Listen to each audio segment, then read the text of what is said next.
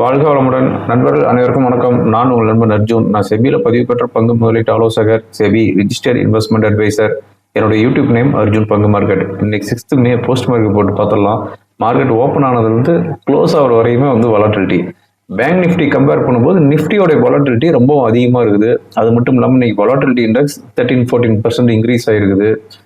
Highly volatile இனி upcoming டேஸ்ல இருக்கும். இது ஜஸ்ட் ஒரு ட்ரைலர் தான். மெயின் பிக்சர் நமக்கு லாஸ்ட் ஃபேஸ் எலெக்ஷன் முடிஞ்ச உடனே எக்ஸிட் போல் வரும். அன்னையிலேருந்து ஸ்டார்ட் ஆச்சு அப்படின்னா நியூ பார்ட்டி கவர்மெண்ட் ஃபார்ம் பண்ற வரையும் நமக்கு வாலட்டிலிட்டி கண்டிப்பாக இருக்கும். இப்போ வாலட்டிலிட்டி இண்டெக்ஸ் 16-17 இருக்குது. இது 30-40 போனாலும் ஆச்சரியப்படுறதுக்கு இல்லை. ஓகேங்களா? ஜஸ்ட் 30 இல்லைன்னா 40 வாலட்டிலிட்டி இண்டெக்ஸ் போச்சு அப்படின்னா எப்படி வாலட்டிலிட்டி இருக்கும்? நிஃப்டி நிமிஷத்துக்கு 100 பாயிண்ட் அப் அண்ட் டவுன் இருக்கும். கோவிட் டைம்ல வாலட்டிலிட்டி இண்டெக்ஸ் 85 போச்சு. அப்ப இருந்து வாலட்டிலிட்டி உங்களுக்கு தெரிஞ்சிருக்கும்னு நினைக்கிறேன்.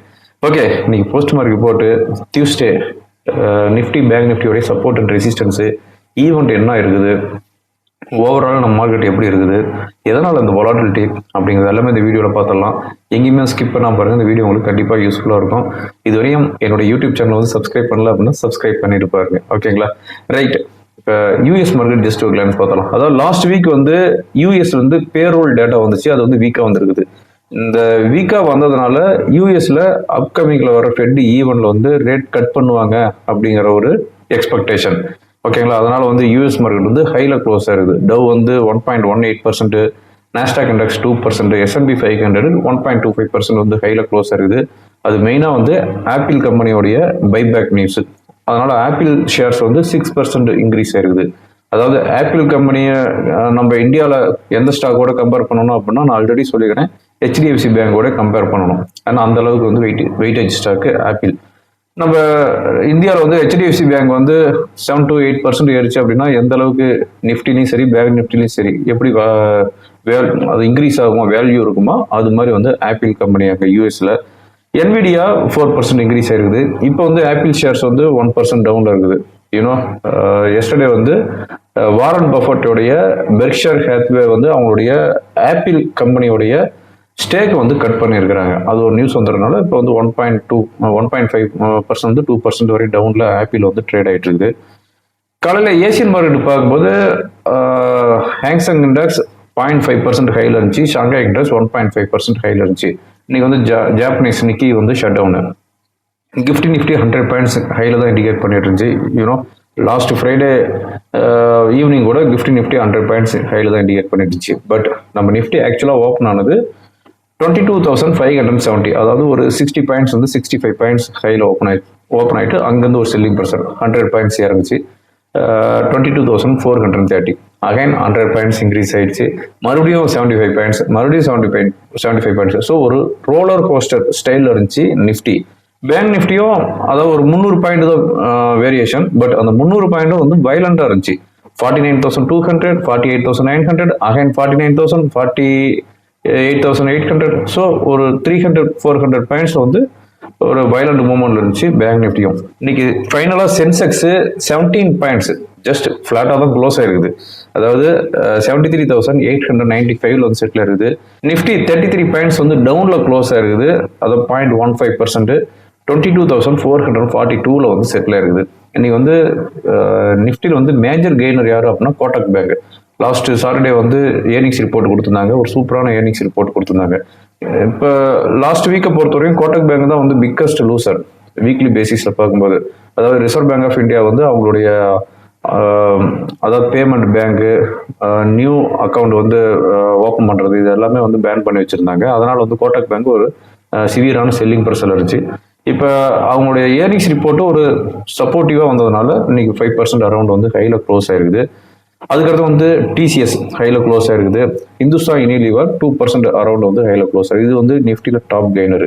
இன்னைக்கு FMCGல ஒரு ரேலின்னு வச்சுக்காங்களேன். மெயினாக பிரிட்டானியா ஷேர்ஸ் அவங்களும் ஏர்னிங்ஸ் ரிப்போர்ட் சூப்பராக கொடுத்துருக்காங்க. அதனால பிரிட்டானியா ஏறும்போது இந்துஸ்தான் யூனிலீவரும் சேர்ந்து ஏறி இருக்குது. அதாவது பூவோட சேர்ந்து நாரும் மணக்கம் அப்படின்னு சொல்றாங்கல்ல, அது மாதிரி. இன்னைக்கு டாப் லூசர் யாரு அப்படின்னு பார்த்தோம் அப்படின்னா டைட்டன் கம்பெனி இந்த 2 இயர்ஸ்ல இல்லாத ஒரு ஃபால். அவங்க ஏர்னிங்ஸ் ரிப்போர்ட் ரொம்ப வீக்காக கொடுத்துருக்காங்க. ஓகேங்களா? இன்னைக்கு 7-8% டைட்டன் ஷேர்ஸ் டவுன் ஆயிருக்குது. அதுக்கடுத்து வந்து State Bank of India 3% down ஆகிருக்குது. அதாவது ரிசர்வ் பேங்க் ஆஃப் இந்தியா வந்து சம் கைட்லைன்ஸ் கொடுத்துருக்குறாங்க. பிஎஸ்யூ ஸ்டாக் அது மெயினாக வந்து ஆர்இசி அண்ட் பிஎஃப்சி இதுதான் வந்து மேஜர் இம்பேக்ட். அதனால பிஎஃப்சி ஆர்இசி ஈச் 7% to 11% வரைக்கும் டவுனில் க்ளோஸ் ஆயிருக்குது. செக்டார் வைஸ் பார்க்கும்போது ரியாலிட்டி இண்டெக்ஸ் ஆல்மோஸ்ட் 3% ஹையில் க்ளோஸ் ஆயிருக்குது. அதில் மேஜர் கான்ட்ரிபியூட்டர் யார் அப்படின்னா காட்ரேஜ் ப்ராப்பர்ட்டிஸ். அவங்க வந்து ஒரு பெட்டரான ஏர்னிங்ஸ் ரிப்போர்ட் கொடுத்துருக்காங்க. நீங்கள் வந்து 12% அரௌண்ட் வந்து காட்ரேஜ் ப்ராப்பர்ட்டிஸ் வந்து ஹையில் க்ளோஸ் ஆயிருக்குது. பிஎஸ்சி பேங்க் ஆல்மோஸ்ட் 4% வரையும் டவுனில் க்ளோஸ் ஆயிருக்குது. ஓகேங்களா. வாலட்டிலிட்டி இண்டெக்ஸ் இன்னைக்கு வந்து 13.5% இன்க்ரீஸ் ஆகிட்டு 16.55 வந்து செட்டில் ஆயிருக்குது. இப்போ ரீசெண்டாக லாஸ்ட் வீக்னு நினைக்கிறேன், லாஸ்ட் வீக்கோ அதுக்கு ப்ரீவியஸ் வீக்கோ 9.85 வந்துச்சு. இப்போ வந்து 16.55. ஓகேங்களா. வாலட்டிலிட்டி இண்டெக்ஸ் அந்த 10 கீழே சஸ்டெயின் ஆகவே இல்லை. 10 to 11க்குள்ள ஒரு நாள் என்னமோ தான் சஸ்டெயின் ஆயிடுச்சு. அதுக்கப்புறம் வந்து ஷார்ப்பாக இன்க்ரீஸ் ஆயிடுச்சு.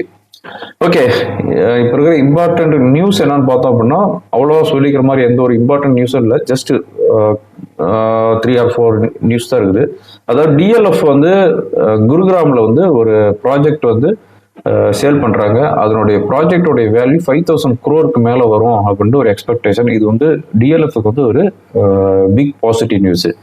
அதுக்கடுத்து வந்து ஹிந்துஸ்தான் பெட்ரோலியம் வந்து May 9th அன்னைக்கு ஏர்னிங்ஸ் ரிப்போர்ட் சப்மிட் பண்ணுறாங்க. அதில் வந்து போனஸ் ஷேர்ஸ் வந்து அனௌன்ஸ்மெண்ட் இருக்கும் அப்படிங்கிற மாதிரி ஒரு நியூஸ் ஒன்று வந்துட்டு இருக்குது.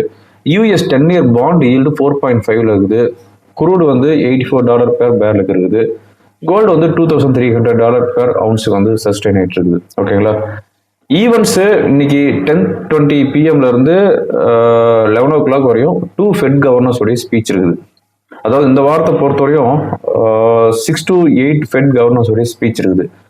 இவங்க எல்லாமே வந்து எந்த மாதிரியான ஸ்பீச் கொடுக்குறாங்க அப்படிங்கிறது வந்து மெயினாக வந்து ஃபோக்கஸ் பண்ணோம். அதாவது 2 பேர் வந்து நாங்கள் ரேட் வந்து கட் பண்ணுவோம் அப்படின்னு சொன்னாங்கன்னா மார்க்கெட் ஏறும். இல்லை இன்னும் 2 பேர் வந்து இல்லை நாங்கள் ரேட் கட் பண்ணுறதுக்கு வாய்ப்பே இல்லை, ரேட் இன்க்ரீஸ் பண்ணலான் இருக்கிறோம் அப்படின்னு சொன்னாங்கன்னா மார்க்கெட் ஒரு செல்லிங் ப்ரெஷர் வரும். இல்லை இதே ரேட்டை தான் நாங்கள் வந்து ஹோல்ட் பண்ணலான் இருக்கிறோம் அப்படின்னு சொன்னாங்க அப்படின்னா மார்க்கெட் வந்து வாலட்டிலிட்டியாக தான் இருக்கும். ஓகேங்களா. இந்த வாரம் போறாமே வந்து ஃபெட் கவர்னர்ஸ் வந்து நல்ல பொசிஷன் எடுத்து அதுக்கு தகுந்த மாதிரி அவங்க வந்து ஸ்பீச் கொடுப்பாங்க அப்படிங்கிறவங்க மைண்ட் வைஸ் எனக்கு கேட்குது. பட் அதுக்கு வந்து நான் பொறுப்பு இல்லை. ஓகே, டியூஸ்டே வந்து எந்த கம்பெனி வந்து ஏர்னிங்ஸ் ரிப்போர்ட் சப்மிட் பண்ணுறாங்க அப்படின்னு பார்த்தோம் அப்படின்னா doctor Reddy, Pidilite industries, SRF, Voltas இவங்க வந்து ஏர்னிங்ஸ் ரிப்போர்ட் வந்து சப்மிட் பண்ணுறாங்க. ஓகேங்களா. இந்த வீடியோ ரெக்கார்ட் பண்ணிட்டு இருக்கும்போது யூஎஸ் ஃபியூச்சர் 150 பாயிண்ட்ஸ் வந்து ஹைல ட்ரேட் ஆகிட்டு இருக்குது. யூரோப் மார்க்கெட்டு அதுவும் வந்து 0.5% to 1% வந்து ஹைல தான் ட்ரேட் ஆகிட்டு இருக்குது. அதாவது குளோபல் மார்க்கெட்டு ஒரு ட்ராக்ல போயிட்டு இருக்குது, நம்ம இந்தியன் மார்க்கெட்டு ஒரு ட்ராக்ல போயிட்டு இருக்குது. இது வந்து அப்படியே தான் இருக்கும். நெக்ஸ்ட் கப்புள் ஆஃப் மந்த்துக்கு வந்து அந்த மாதிரி தான் இருக்கும். ஒன்று நம்ம மார்க்கெட் வந்து இறங்கிட்டு இருக்கோம், குளோபல் மார்க்கெட் எல்லாம் ஏறிட்டு இருக்கோம். இல்லை அப்படின்னா குளோபல் மார்க்கெட் எல்லாம் இறங்கிட்டு இருக்கும், நம்ம மார்க்கெட் ஏறிட்டு இருக்கும். நம்ம மார்க்கெட்டை பொறுத்த வரையும் இப்போ வந்து only for election impact. Election ரிசல்ட்ல எந்த மாதிரியான அவுட்கம் வருதோ அதுக்கு தகுந்த மாதிரியான மூவ்மெண்ட் தான் இருக்கும். இதை பற்றி நான் ஒரு செப்பரேட் வீடியோ போடுறேன். எப்படி நடந்தால் எப்படி மார்க்கெட் இருக்கும் அப்படிங்கிற ஒரு செப்பரேட் வீடியோ மோஸ்ட்லி இந்த வீக்கில் நான் போகிறதுக்கு நான் ட்ரை பண்ணுறேன். ஓகேங்களா. ஓகே, எஃப்ஐஸ் டேட்டா இன்னைக்கு 6th May அப்டேட் ஆயிடுச்சு. 2,168 crore வந்து எஃப்ஐஸ் வந்து செல் பண்ணிக்கிறாங்க. டொமஸ்டிக் இன்ஸ்டிடியூஷனல் இன்வெஸ்டர்ஸ் டிஐஸ் 781 crore வந்து பை பண்ணிக்கிறாங்க. எஃப்ஐஸ் அதிகமாக பம்ப் பண்ணிக்கிறாங்க. டொமஸ்டிக்கு பையிங் பவர் வந்து ரெடியூஸ் பண்ணியிருக்கிறாங்க. ஓகேங்களா. ஓகே, இப்போ டியூஸ்டே மார்க்கெட் எப்படி இருக்கும், ஓப்பன் இன்ட்ரெஸ்ட் டேட்டா என்னங்கிறத பார்க்கறதுக்கு முன்னாடி ஓவராலாக நம்ம மார்க்கெட்டை பொறுத்தவரையும் வாலட்டிலிட்டி கண்டிப்பாக இருக்கும். ஹையர் லெவலில் வந்து காஷியஸாக இருங்க. அதாவது 22,600ங்கிறது ஆஸ் ஆஃப் நவ் இருக்கிற ஒரு ரெசிஸ்டன்ஸ். ஓகேங்களா. 22,600 வந்துச்சு அப்படின்னா அந்த லெவலில் வந்து ரொம்ப எச்சரிக்கையாக இருங்க. அங்கேருந்து ஃப்ரெஷ்ஷாக மேலே ஏறும் அப்படின்ட்டு ப்ரெடிக்ட் பண்ணிட்டு போய் கால் ஆப்ஷனு ஃப்ரெஷ்ஷாக லாங்கில் எடுத்துகிட்டு இருக்க வேணாம். அந்த இடத்துல வரும்போது வெயிட் பண்ணுங்கள், மார்க்கெட் எங்கேயும் போயிடாது. அதே மாதிரி 22,300ங்கிறது ஒரு சப்போர்ட்டு.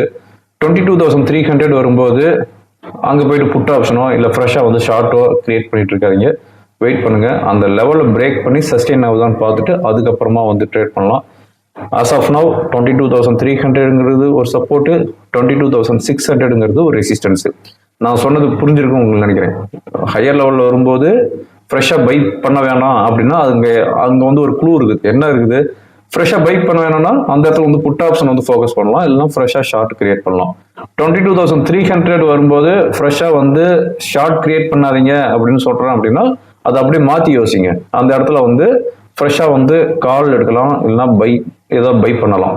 அதுக்கு வந்து ஏதோ ஒரு சப்போர்ட், உங்களால் எவ்வளோ ரிஸ்க் எடுக்க முடியுமோ அந்த அளவுக்கு ஒரு சப்போர்ட். அதாவது நான் சொல்கிறது வந்து ஆஃப்டர் மார்க்கெட் ஹவர்ஸு டெக்னிக்கலாக நான் சொல்லிட்டு இருக்கிறேன். இல்லை அர்ஜுன் சார் சொல்லிட்டாரு அப்படின்ட்டு அங்கே போயிட்டு அக்ரெசிவாக போயிட்டு நீங்கள் புட் ஆப்ஷன் வாங்கினதுக்கப்புறம் அங்கேருந்து ஃபர்தராக ஏறும்போது சார் நீங்கள் தான் சொன்னீங்களா புட் ஆப்ஷன் வாங்கிட்டேன் அப்படின்லாம் வந்து என்னை வந்து ப்ளேம் பண்ணிட்டு இருக்காதீங்க. நான் ஜஸ்ட் என்னுடைய வியூ சொல்கிறேன். நீங்கள் ட்ரேட் பண்ணுறதுக்கு முன்னாடி நல்லா யோசிச்சு நீங்கள் ட்ரேட் பண்ணிக்கோங்க. ஓகேங்களா? ஓகே, இப்போ டியூஸ்டே டெக்னிக்கல்ஸ் என்ன அப்படிங்கிறத பார்த்துடலாம். இப்போ நான் பார்த்துட்டு இருக்கிறது நிஃப்டியோடைய ஓப்பன் இன்ட்ரெஸ்ட்டு. நிஃப்டியோட ஓப்பன் இன்ட்ரெஸ்ட் பார்க்கும்போது கால் சைடு தான் வந்து ஹியூஜ் ஓப்பன் இன்ட்ரெஸ்ட் இருக்குது, ஆல்மோஸ்ட் 12 crore இருக்குது. புட்டு சைடு 7.32 crore இருக்குது. நியர்பை ஸ்ட்ரைக் பார்க்கும்போது 22,500, 600, 700, 800 காலில் ஹையஸ்ட் ஓப்பன் இன்ட்ரெஸ்ட் இருக்குது. அதாவது பாருங்கள், பழனி படிக்கட்டு மாதிரி இருக்குது. புட்டு சைடு எங்கேயுமே வந்து சொல்லிக்கிற மாதிரி உண்டான ஓப்பன் இன்ட்ரெஸ்ட் இல்லை. ஓகேங்களா? பேங்க் நிஃப்டியோட ஓப்பன் இன்ட்ரெஸ்ட் என்ன இண்டிகேட் பண்ணுது அப்படின்னு பார்த்தோம் அப்படின்னா 49,000 காலில் மார்ஜினலாக ஹையஸ்ட் ஓப்பன் இன்ட்ரெஸ்ட் இருக்குது. அட் த சேம் டைம் 49,000 புட்டில் கூட மார்ஜினலான ஓப்பன் இன்ட்ரெஸ்ட் இருக்குது. அதாவது 49,500 தான் ஹையஸ்ட் ஓப்பன் இன்ட்ரெஸ்ட் இருக்குது. ஏதாவது ஒரு ரேலி வந்துச்சு அப்படின்னா இந்த லெவலில் வந்து 49,500 புட்டு வந்து ஃபோக்கஸ் பண்ணலாம். ஓவராலாக வந்து காலில் தான் வந்து ஹையஸ்ட் ஓப்பன் இன்ட்ரெஸ்ட் இருக்குது. ஃபின் நிஃப்டியோட ஓப்பன் இன்ட்ரெஸ்ட் என்ன இண்டிகேட் பண்ணுது அப்படின்னு பார்த்தோம் அப்படின்னா லைக் காலில் தான் வந்து ஹையஸ்ட் ஓப்பன் இன்ட்ரெஸ்ட் இருக்குது. நியர்பை ஸ்ட்ரைக் பார்க்கும்போது 21,800, 900, 22,000 இதில் தான் வந்து ஹையஸ்ட் ஓப்பன் இன்ட்ரெஸ்ட் இருக்குது. புட்டு சைடு வந்து நியர் பை ஸ்ட்ரைக்லேயே வந்து ஹையஸ்ட் ஓப்பன் இன்ட்ரெஸ்ட் தான் இண்டிகேட் பண்ணிட்டு இருக்குது. எனிவே என்னுடைய ஃப்ரீ டெலகிராம் சேனலை வந்து ஃபாலோ பண்ணிக்காங்க. உங்களுக்கு இந்த ஓப்பன் இன்ட்ரெஸ்ட் சார்ட் நான் சென்ட் பண்ணுறேன். ஓகேங்களா? இப்போ நான் பார்த்துட்டு இருக்கிறது நிஃப்டியோடைய 1 hour கேண்டில் பார்த்துட்டு இருக்கிறோம். நிஃப்டியை பொறுத்தவரையும் ரெசிஸ்டன்ஸ் அப்படின்னு பார்க்கும்போது 22,500. ஓகேங்களா? 22,500ங்கிற ஒரு ரெசிஸ்டன்ஸு. அதுக்கு மேலே போச்சு அப்படின்னா 22,600. இந்த 22,600 என்ன அப்படின்னு பார்க்கும்போது like last Friday after 11 o'clock மேலே வந்து ஒரு பேரிஸ் கேண்டில் வந்து ஃபார்ம் ஆயிருக்குது பார்த்தீங்களா? இந்த கேண்டிலோடைய டாப். ஸோ 22,600 ரெசிஸ்டன்ஸ், 22,500, தென் 600. சப்போர்ட் அப்படின்னு பார்க்கும்போது 22,400, 22,350. Major support 22,300. இந்த 22,300 என்ன அப்படின்னா லைக் அதாவது இங்கே பாருங்கள், ஒரு சப்போர்ட் எடுத்துருக்குது. ஏப்ரல் 25, ஏப்ரல் 22 இதெல்லாம் ஒரு சப்போர்ட் எடுத்துருக்குது பார்த்தீங்களா? அதனுடைய ஏரியா. இப்போ நான் பார்த்துட்டு இருக்கிறது பேங்க் நிஃப்டியோடைய 1 hour கேண்டில் பார்த்துட்டு இருக்கிறோம். பேங்க் நிஃப்டி பொறுத்தவரையும் ரெசிஸ்டன்ஸ் அப்படின்னு பார்க்கும்போது 49,100 to 49,250. அதுக்கு மேலே போச்சு அப்படின்னா 49,500. ஸோ 49,100, 250 ரெசிஸ்டன்ஸாக இருக்கும். சப்போர்ட் அப்படின்னு பார்க்கும்போது 48,750, தென் 48,650. அதுக்கு கீழே வந்துச்சு அப்படின்னா 48,500. ஓகே ஃப்ரெண்ட்ஸ், இந்த வீடியோ உங்களுக்கு ரொம்ப யூஸ்ஃபுல்லாக இருக்கும்னு நினைக்கிறேன். யூஸ்ஃபுல்லாக இருந்துச்சு அப்படின்னா ஃப்ரெண்டுங்களுக்கு ஃபார்வர்ட் பண்ணுங்கள். தேங்க்யூ ஃபார் வாட்சிங். வாழ்க வளமுடன்.